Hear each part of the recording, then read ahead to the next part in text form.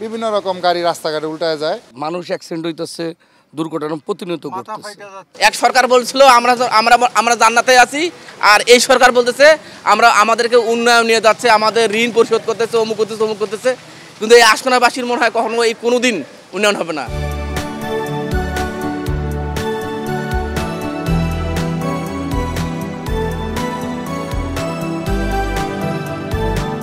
আমি এখন যে জায়গাটিতে দাঁড়িয়ে আছি এটি রাজধানীর উত্তরার উত্তরখান এলাকা। হাজি ক্যাম্পের পাশেই ঠিক এই এলাকাগুলো রাস্তাঘাট দেখলে মনে হবে উন্নয়নের নামমাত্র ছোঁয়াও লাগেনি, অথচ এয়ারপোর্টের পাশে গুরুত্বপূর্ণ এই এলাকাগুলোতে উন্নয়ন হওয়ার কথা ছিল অনেক বেশি। কথিত রয়েছে স্থানীয় জনপ্রতিনিধিদের উদাসীনতা এবং সিটি কর্পোরেশনের অবহেলায় এখনও ভোগান্তিতে রয়েছেন এই এলাকাগুলোর মানুষ। নিজ উদ্যোগে টাকা উঠিয়ে রাস্তাঘাটের কাজ করেন তারা।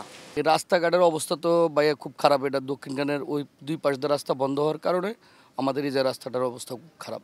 তো আমরা চাই যেন রাস্তাটা দ্রুত কাজ করা হোক এবং আমরা যাতায়াত করতে। এখন তো সিটি কর্পোরেশনের কোনো লোকই আমরা দেখি না, তো কে কাজ করতেছে বা কার মাধ্যমে এটা আমরা নিজেরাও বুঝতেছি না যে কে কাজ করতেছে। অনেক সমস্যা হবে, প্রচুর সমস্যা আমাদের, অনেক সমস্যা হয়, দিক দিয়ে রাস্তাঘাট অনেক সমস্যা, মানুষ অ্যাক্সিডেন্ট হইতেছে, দুর্ঘটনা প্রতিনিয়ত ঘটতেছে। এই অবস্থা মূলত আমাদের রাস্তার যে অবস্থা, এটা দীর্ঘদিনের এই অবস্থা।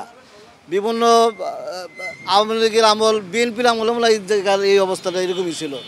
এখন আমাদের এই ঢাকার যে প্রাণকেন্দ্র এই এয়ারপোর্টের পাশে আশকোনা হাজি ক্যাম্প, তো এখানে আমি মনে করি সরকারের সদয় বিবেচনা, সরকারের প্রতি আকুল আবেদন এই রাস্তাটাকে দ্রুত নির্মাণ করার জন্য এবং দ্রুত ঠিক করার জন্য।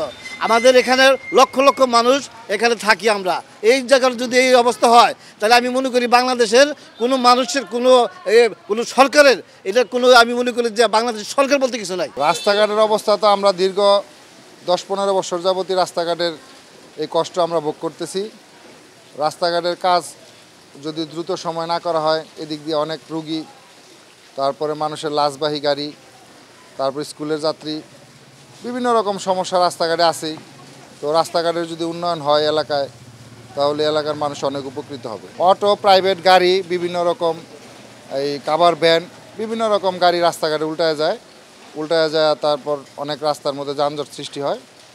এগুলো প্রতিদিনে প্রায় 1-2 দিন পরপরই এরকম ঘটনা ঘটতেছে। ঠিক হয় না, কিন্তু যেগুলো ঠিক করার না সেগুলো ঠিক করতেছে ভাই। যে মহল্লার দেন রাস্তাঘাটে কি পরিস্থিতি, এসব রাস্তাঘাটে চলাফেরা ভাই মানুষের জন্য অনেক মুশকিল। যে মোটরসাইকেলওয়ালা মাত্র গেছে, তার শরীরে মুরব্বী নামাজ পড়তে যাবে, তার শরীরে পানি পড়ছে, সে একজন জিজ্ঞাসা করছে বিধায় তার সাথে খারাপ ব্যবহার করছে। তার মানে এটা দেন সবারই সমস্যা, রাস্তার জন্য অনেক সমস্যা হইতেছে। রাস্তাঘাট যদি একটু ভালো করে সরকারে, বর্তমান যে সরকার আছে ডক্টর ইউনূস সাহেব যদি কাজগুলো নিজস্বভাবে দেখা যদি কাজগুলো করতে পারে, তাহলে আমরা আশা করি যে রাস্তাঘাটের জন্য ভালো হবে, আমাদের জন্য ভালো হবে। ভাই আমি এই এলাকায় আসলে 6 বছর, আমি একটা ফার্মাসিউটিক্যাল কোম্পানিতে আছি, মার্কেটিংয়ে জব করি।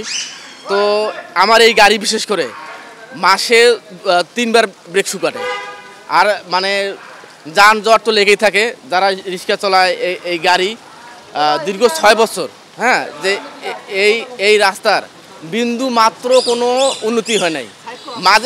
মাঝে মাঝে করে কি যে সিটি কর্পোরেশনের গাড়িগুলো আসে, রাস্তা বন্ধ করে দেয়, রাস্তা বন্ধ করে দিয়ে আমাদের মানে গণদুর্ভোগ চলতে আছে, ওরা শুধু ওই ড্রেন পরিষ্কার করে দিয়ে ওদের দায়িত্ব শেষ।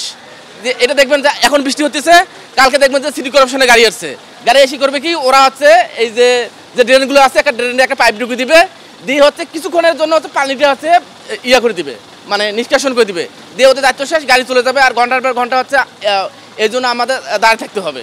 তারপর হচ্ছে এখানে তো দেখছেন এই অবস্থা, সামনে আশকোনা পানির পাম্প দেখেন, যে পানি হোক আর না হোক আপনার সবসময় ওই হাডু বরাবর থাকবে।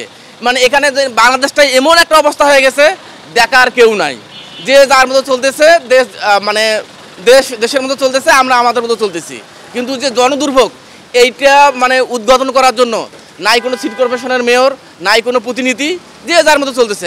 এই এলাকাটা এমন একটা অবস্থা, ভালো একটা স্কুলের যে একটা আপনি পড়াবেন তারও কোনো ব্যবস্থা নাই, যে নিয়ে যাবেন তার কোনো অবস্থা নাই, এইভাবে চলতেছে। মানে খালি আমরা শুনেছি উন্নয়ন আর উন্নয়ন, তো উন্নয়নটা কোথায় ভাই?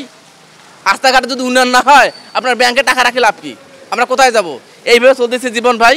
আমাদের জন্য দোয়া করেন এইগুলোর হাত থেকে আমরা যেন বাঁচতে পারি। এক সরকার বলছিল আমরা জান্নাতে আছি, আর এই সরকার বলতেছে আমরা আমাদেরকে উন্নয়ন নিয়ে যাচ্ছে, আমাদের ঋণ পরিশোধ করতেছে, অমুক করতেছে অমুক করতেছে, কিন্তু এই আশকোনাবাসীর মনে হয় কখনো এই কোনো দিন উন্নয়ন হবে না। ভাই আমাদের জন্য দোয়া করিয়েন যেন এইগুলোর হাত থেকে আমরা বাঁচতে পারি।